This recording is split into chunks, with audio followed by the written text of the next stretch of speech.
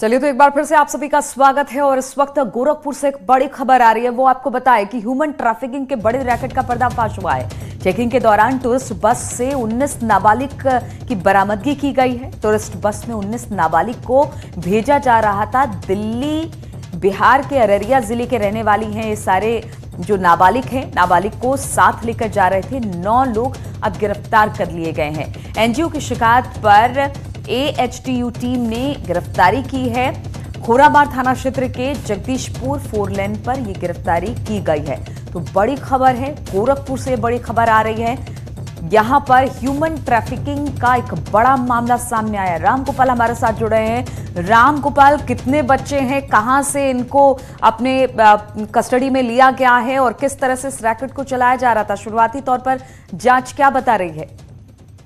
ये बचपन बचाओ आंदोलन के जो कार्यकर्ता हैं, ये लोग इन लोगों को सूचना लगी कि कुछ बच्चों को काम कराने के बहाने ले जाके दिल्ली में बेचा जाएगा या उनसे अन्य जो गैर वाजिब काम है वो कराए जाएंगे। तो उसके लिए वो लगे हुए थे और 16 तारीख को इनको ये इनपुट मिल चुका था कि वो लोग अररिया से लेके बच्चों को रवाना हो चुके हैं दिल्ली के लिए और 3 बसों से लेकर आ रहे हैं। इसके जब उन जो एनजीओ वाले हैं जब कंफर्म हो गए तो उन्होंने सबसे पहले इसकी सूचना जो है गोरखपुर के एसएसपी को दी और उसके बाद यहाँ की जो एंटी ह्यूमन ट्रैफिकिंग टीम है वो तुरंत एक्टिव होती है और उसके बाद हेतिमपुर जो टोल प्लाजा है वहां पे 3 बसों को रोका जाता है। उसमें से 19 बच्चों को फिर बाहर निकाला जाता है। साथ ही इन 19 बच्चों को ले जा रहे 9 अन्य लोगों को पुलिस गिरफ्तार करती है और गिरफ्तार करके उनको फिर जेल भेज दिया जाता है। यानी कि 19 बच्चों को ये बचाने में एनजीओ के साथ साथ पुलिस की भी एक्टिव भूमिका रही।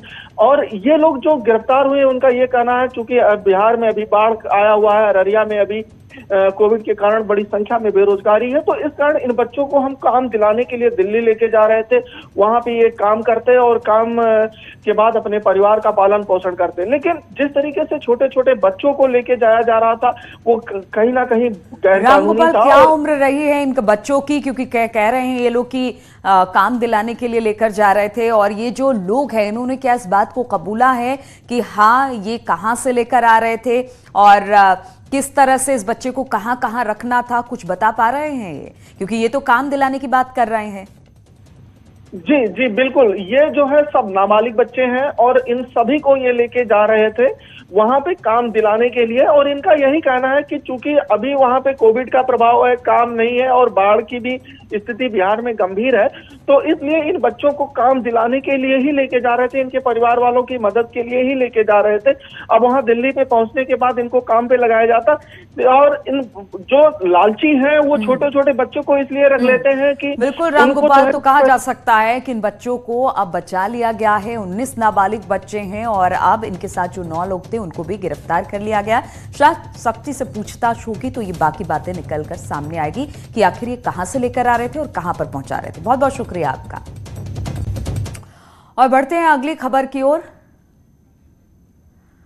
और हम आपको बता दें कि किस तरह से यूपी में एनकाउंटर हुआ है। मॉनसून सत्र की तैयारी में उत्तर प्रदेश सरकार है और लगातार उत्तर प्रदेश में जिस तरह से एनकाउंटर हुआ, कहा जा सकता है कि योगी सरकार ने मॉनसून सत्र की तैयारी पूरी कर ली है। एनकाउंटर को लेकर उठ रहे सवालों के जवाब भी तैयार कर लिए हैं।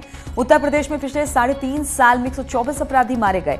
इनमें 45 अल्पसंख्यक हैं, 11 ब्राह्मण हैं, 8 यादव हैं, 58 ठाकुर हैं। वैश्य पिछड़े वर्ग के अपराधी भी इसमें शामिल हैं। ये अपराधी 31 मार्च 2017 से 9 अगस्त 2020 तक उत्तर प्रदेश में मारे गए। पिछले 8 महीने में 8 ब्राह्मण अपराधी मारे गए हैं। बातचीत करने के लिए ऋषभ मणि हमारे साथ लखनऊ से जुड़ गए हैं। ऋषभ, अब सरकार पूरी तरह से तैयारी कर ली है। जिस तरह पे लगातार आरोप लग रहे थे कि ब्राह्मणों को टारगेट किया जा रहा है, अब सरकार ने जो एक जवाब तैयार किया है उसमें पूरी तरह से सरकार इस तरह से साफ कर रही है कि सिर्फ ब्राह्मण ही नहीं है, हर एक जाति है जो भी अपराध में शामिल है।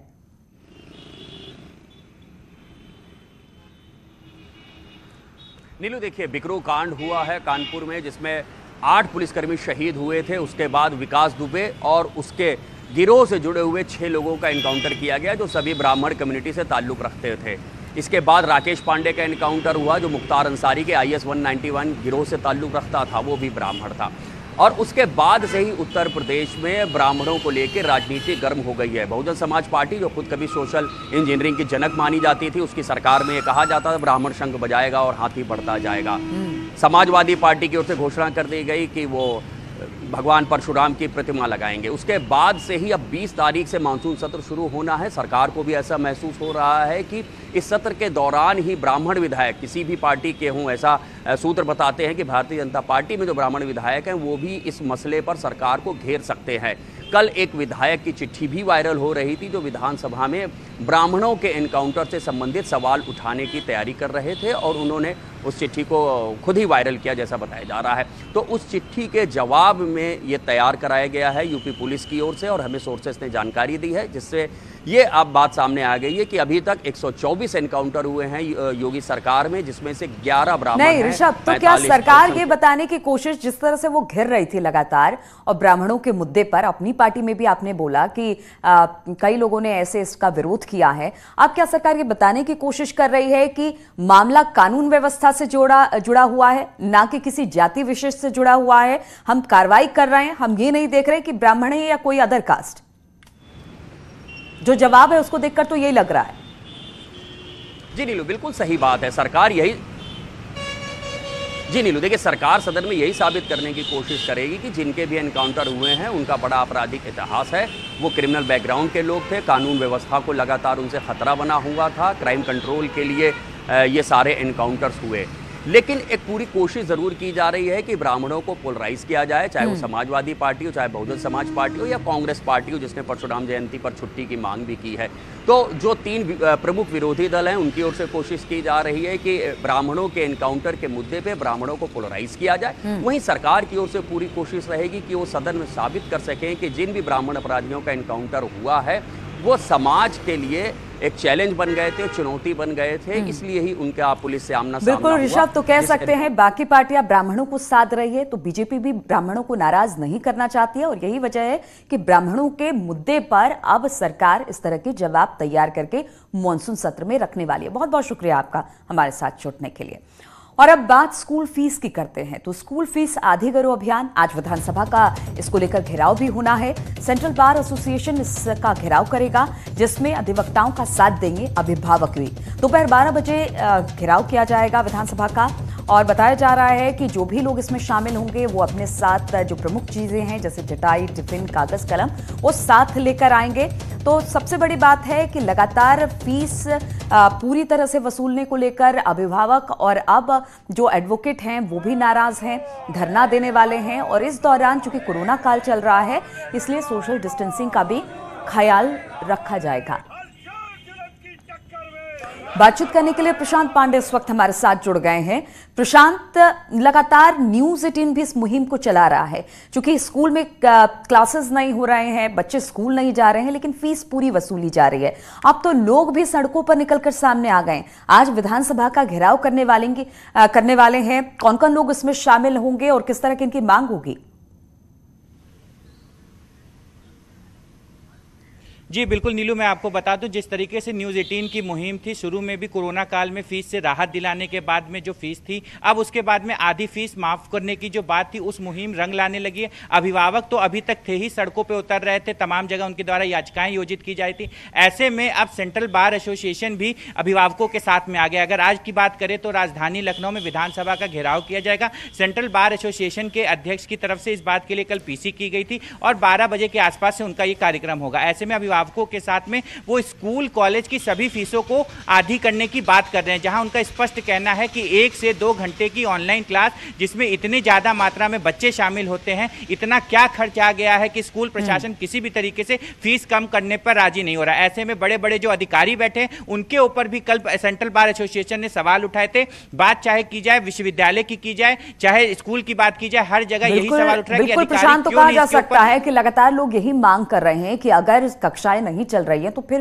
फीस आधी क्यों ना हो, और इसको लेकर आज विधानसभा का घेराव भी होने वाला है। आगे इस पर आपसे अपडेट लेते रहेंगे। फिलहाल बहुत बहुत शुक्रिया आपका। और चित्रकूट जेल भेजे गए विधायक, हम आपको बता दें कि चित्रकूट जेल में अब विजय मिश्रा रहने वाले हैं। जेल में सुरक्षा के कड़े इंतजाम कर दिए गए हैं। आम कैदियों की तरह ही बैरक में विधायक साहब को रखा गया है, लेकिन इस दौरान बेटी सीमा मिश्रा ने सवाल उठाए हैं, पिता की जान को खतरा बताया है। इस मामले में अब सीमा मिश्रा ने जाति कार्ड भी खिल दिया है।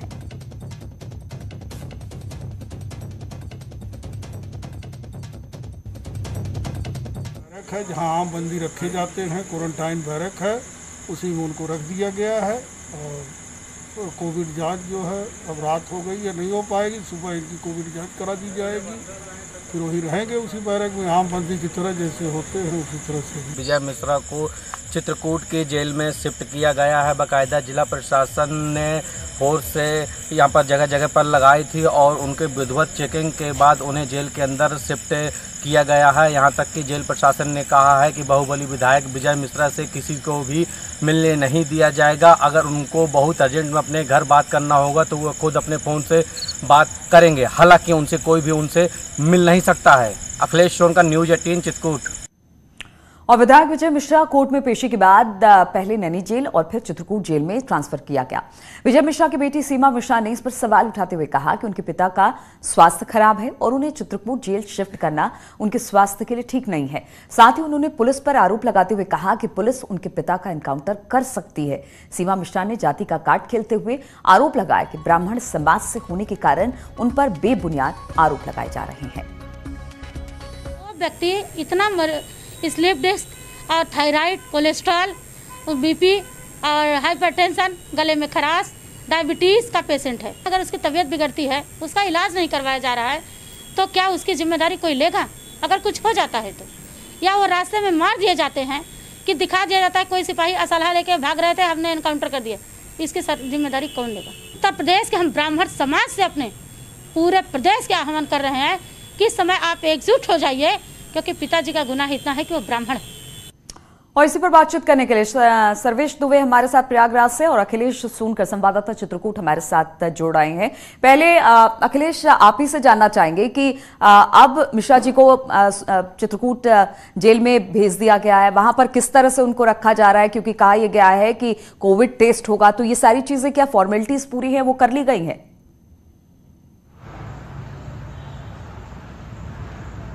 जी, आपको बता दें कि कल शाम से 6 बजे से प्रयागराज से उनको चित्रकूट जेल के लिए रवाना किया गया था और वह देर रात लगभग 9 बजे के आसपास चित्रकूट की जेल पहुंचे थे। अधिक समय होने की वजह से उनका कोविड-19 की जांच नहीं हो पाई थी और जेल प्रशासन ने कहा था कि उनको आम बैरिंग में, क्वारंटीन बैरिंग है, वहां पे उनको रखा जाएगा और इसके बाद आज उनकी कोविड-19 की जांच के बाद उनको आम कैदियों की तरह रखा जाएगा। कुल मिलाकर जो जेल प्रशासन ने है, बाहुबली विधायक विजय मिश्रा को लेकर के सुरक्षा व्यवस्था के पुख्ता इंतजाम किए गए थे जब उनको यहाँ लाया गया था और उन्होंने ये भी कहा है कि विधायक से कोई भी मिल नहीं पाएगा, चाहे वो परिजन हो। हालांकि अगर कोई उनका सामान आता है तो उनको सैनिटाइज करके उन तक पहुंचाया जाएगा, लेकिन उनसे कोई किसी प्रकार की मुलाकात नहीं कर पाएगा। अगर विधायक को अगर उनसे अपने परिवार से बात करनी होगी तो उनको फोन के माध्यम से वह खुद बात कराएंगे, लेकिन उनको किसी से मिलने नहीं दिया जाएगा। अच्छा अखिलेश, एक बात बताइए, बेटी ने ये कहा कि उनकी तबीयत ठीक नहीं है, उनको चित्रकूट भेजना सही नहीं था, कोई खबर मिल पाई है? तबीयत उनकी दुरुस्त है, कोविड का टेस्ट आज सुबह होना है, वो कब तक हो जाएगा?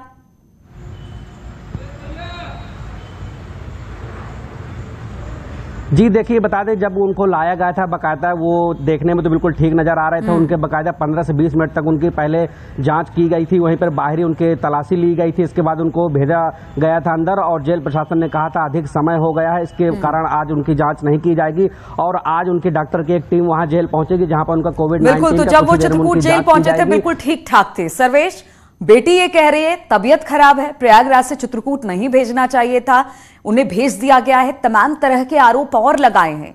अब ऐसे में इसको हम किस तरह से समझे? अगर एक अपराधी है, उस पर किसी तरह का आपराधिक मुकदमा दर्ज हुआ है, उसको पकड़कर वहां रखा गया, सुरक्षा की दृष्टि से भी अपनी तरफ से पुलिस प्रशासन पूरा प्रिकॉशन ले रही है, फिर इस तरह की बातें क्यों उनकी बेटी की तरफ से? देखिए, वो इस समय जो है एक विधायक की बेटी हैं और वो तमाम तरह के जो आरोप लगाने चाहिए वो लगा सकती हैं, ये उनका अधिकार है। क्योंकि जिस तरह से विधायक की गिरफ्तारी हुई है और कानपुर के विक्रू कांड के बाद यूपी में जो बाहुबली और माफिया किस्म के अपराधी हैं, चाहे वो राजनेता हो, उनके ऊपर पुलिस का शिकंजा लगातार कसता जा रहा है और इसी तरह का ये मामला आया है कि ज्ञानपुर से निषाद पार्टी के विधायक विजय मिश्रा के खिलाफ 4 अगस्त को जो मुकदमा जमीन और मकान हड़पने का दर्ज हुआ था, उस मामले में उनकी मध्य प्रदेश से गिरफ्तारी हुई है और उसके बाद उन्हें जब सीजीएम कोर्ट में पेश किया गया तो उन्हें न्यायिक हिरासत में जेल भेजा गया। लेकिन भदोही जेल प्रशासन ने उन्हें लेने से इनकार कर दिया क्योंकि वो स्थानीय विधायक हैं और वहां पर वो प्रभावित कर सकते थे। इसके बाद इन्हें नैनी जेल रविवार शाम को भेजा गया था, लेकिन नैनी जेल प्रशासन ने भी उन्हें यहां रखने से मना किया और इसके बाद आनन फानन में ये तैयारी की गई और यहां पर डीएम से अनुमति लेने के बाद कल देर शाम उनको चित्रकूट जिला जेल भेज दिया गया है, जो कि अब विधायक विजय मिश्रा का नया ठिकाना है। उनकी बेटी का जो आरोप है वो आरोप इस आधार पर है कि उनकी तबीयत खराब है, चूंकि फैसिलिटी जो है इलाहाबाद में प्रयागराज में जो चिकित्सा की फैसिलिटी है वो ज्यादा बेहतर है, चित्रकूट में उतने अच्छे अस्पताल नहीं है, लेकिन फिर भी जेल में अस्पताल होता है, डॉक्टर होते हैं और वहां पर ठीक है सर्वेश। तो पुलिस प्रशासन कह रही है कि सुरक्षा के मद्देनजर उनको प्रयागराज से चित्रकूट शिफ्ट किया गया, लेकिन बेटी का कहना है कि तबीयत ठीक नहीं है और इस समय इस तरह से उनको एक जगह से दूसरी जगह ले जाने का कोई मतलब नहीं बनता है। बहुत बहुत शुक्रिया आप दोनों का हमारे साथ जुड़ने के लिए, और रुकेंगे छोटे से ब्रेक के लिए, बहुत जल्द लौटते हैं। और अब बात बाढ़ की करें जिससे पूरा प्रदेश जूझ रहा है। बुलंदशहर की एक तस्वीर आपको दिखाते हैं। यहां पर बाढ़ का कहर किस तरीके का है इन तस्वीरों से आप समझ सकते हैं। गंगा में एक पूरा मकान समा गया। राजघाट इलाके में यह हादसा हुआ। मकान में रखी राहत सामग्री भी इसमें समा गई है। हाँ, लेकिन अच्छी बात यह रही कि इस हादसे में कोई हताहत नहीं हुआ।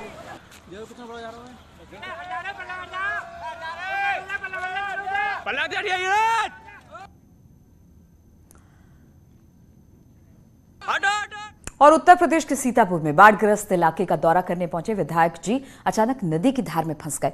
हालांकि विधायक जी के साथ पीएससी के जवान थे, विधायक जी को सकुशल वहां से बचा लिया गया। लेकिन खास बात यह रही कि जैसे ही बीच धार में नाव का इंजन बंद हुआ, बीजेपी विधायक ज्ञान तिवारी हनुमान जी के शरण में चले गए, यानी जोर जोर से हनुमान चालीसा का पाठ करने लगे। जबकि विधायक जी के साथ नाव में बिस्वा के एसडीएम, तहसीलदार समेत 10 लोग सवार थे। लेकिन विधायक जी इतने घबराए हुए थे कि वो लगातार हनुमान चालीसा का पाठ करते रहे। जय जय जय हनुमान गोसाई, कृपा करो गुरुदेव गिलाई। श्री गुरु चरण सरोज रज निज मत मुकुर सुधार वरण और वीर विक्रम के संगी कंचन वरण विराज सुवेशा कानन कुंडल के साथ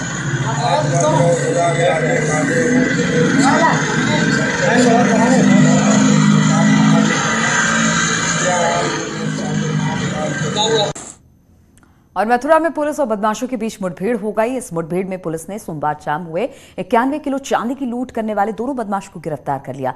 मुठभेड़ में दोनों बदमाश के पैर में गोली लगी है। घायल बदमाशों को पुलिस ने इलाज के लिए अस्पताल में भर्ती करा दिया है। पुलिस ने बदमाश के पास से लूटी गई चांदी, तमंचा, कारतूस, बाइक बरामद कर लिए हैं।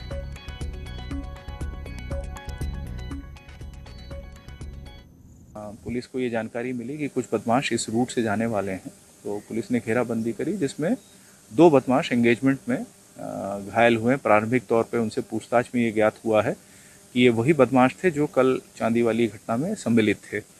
उनसे बाकी डिटेल्स और इंटरोगेशन किया जा रहा है, लीगल फॉर्मेलिटीज पूरी की जा रही है।